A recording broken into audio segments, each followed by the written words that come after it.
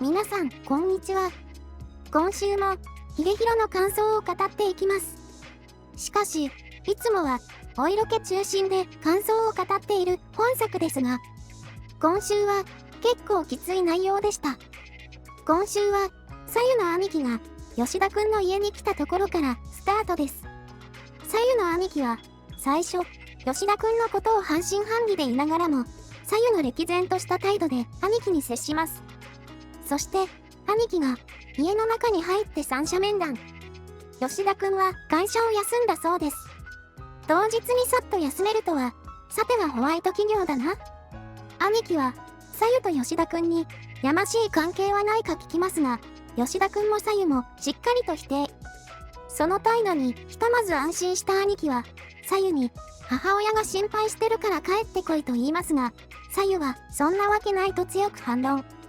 そして、兄貴は、さゆと二人で話をしたい、と吉田くんに話し、吉田くんはそれを了承。さゆは、不安な気持ちになりながらも、しっかりと吉田くんにハグします。吉田くん、せっかくのハグなんだから、もっといい顔しようや。さて、さゆの兄貴の車の中で、さゆは、吉田くんとの生活を通じて自分の中にある何かの答えを見つけるまで帰りたくない、と兄貴に言い放ちます。ここで、兄貴は冷静に論破してくるかと思いきや、逆にほっとした表情で、あと1週間くらいなら母さんにごまかしておくから、よく考えるといいとさゆに話します。兄貴普通にいいやつで草。先週ラスボスっぽいと思ってた私の勘の悪さよ。そして、さゆは、吉田くんとギャルに、自分の過去を話し始めます。どうやら、さゆは、学校で結構浮いていたようです。そんなさゆに優しく接してくれて、仲良くなった親友のゆうこちゃん。メガネっこきました。個人的には大好物です。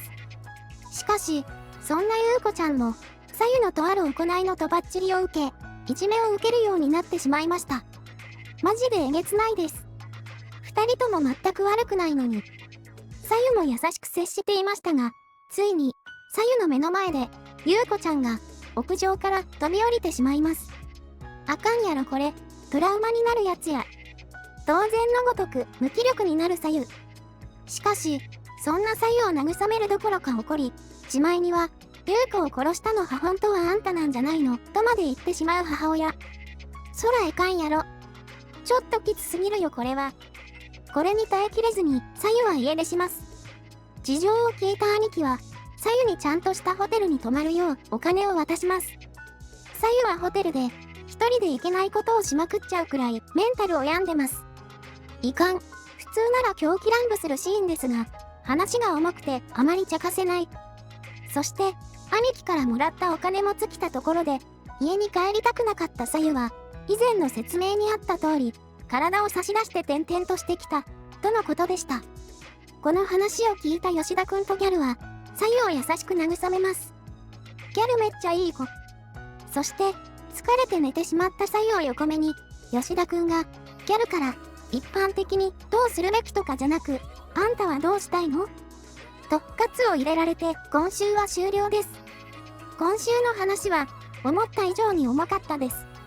これまで、吉田ハーレムとか、アイカップとかばっか発言してた自分が申し訳なくなるレベルでした。さゆの過去の話も、さゆの取った行動がいいかどうかということもありますが、結局、まだ女子高生であるさゆは正しい行動ばかり取れるわけないと思いますし、しょうがないのかなと思います。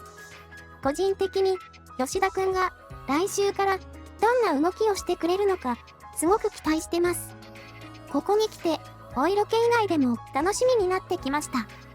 来週が待ち遠しいです。